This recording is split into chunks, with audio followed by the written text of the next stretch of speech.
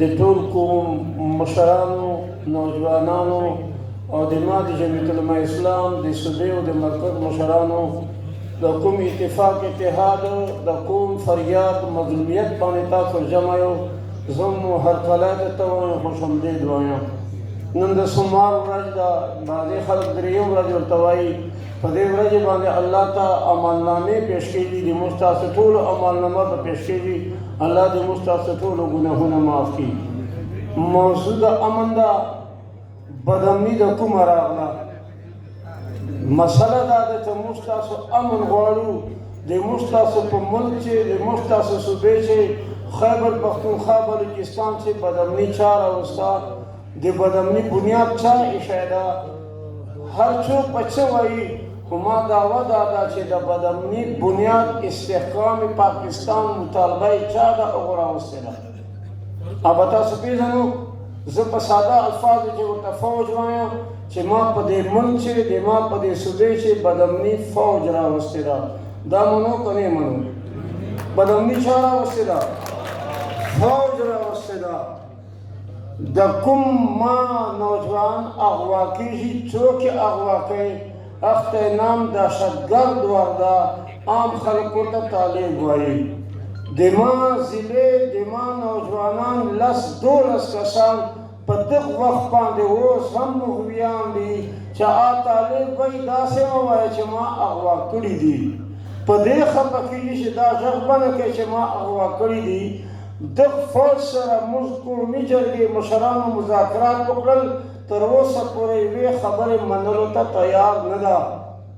چې کوم کسان اغوا شوي دي د اټامیک انرژي ور کسان دي چې د فوج مضبوطه اداره ده، خو د خپل ورکر پوښتنه نه کوي، په دغه ټیم باندې مخالف ته جواب نه ورکوي. موږ مشرانو ته هرکلی وایو.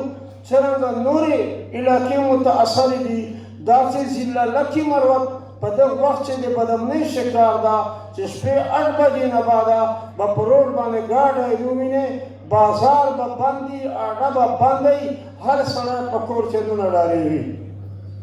چند کسان دي چې هغه ځانو ته دا وایي چې موږ اسلامي نظام غواړو، موږ اسلامي نظام دپاره لګیا یو، او دوی ورته دا وایي چې دا دهشتګرد دي.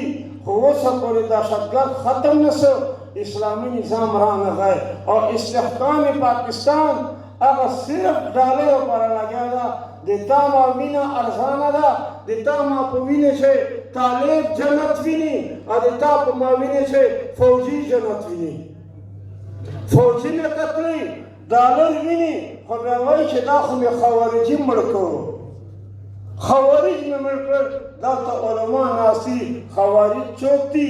په کومې زمانې چې پیدا شوي وو، هغه د حضرت علي دور وو، هغه د هغه دور چې پیدا شوي دي. نن د ما پښتانه مسلمان ورور ته خوارجي وایي، دا خارجي ده، هغه ته منافق وایي، دا منافق ته.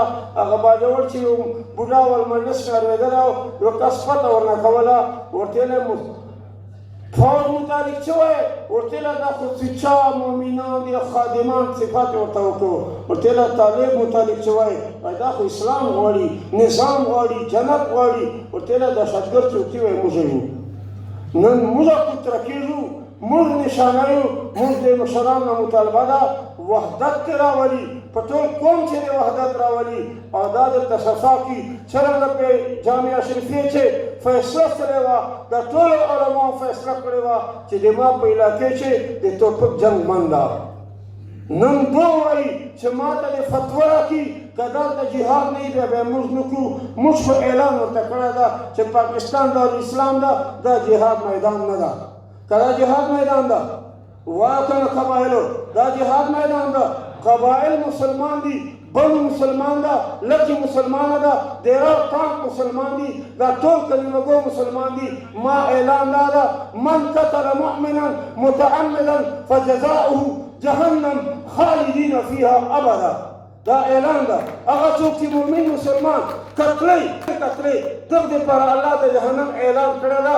که فوجي ده او د ما مسلمان قتلی، دا فوجي به جهنم ته ځي. که طالب ده او د ما مسلمان قتلی، دا طالب به جهنم ته ځي. دغه طالب ته زه زنده باد وایم.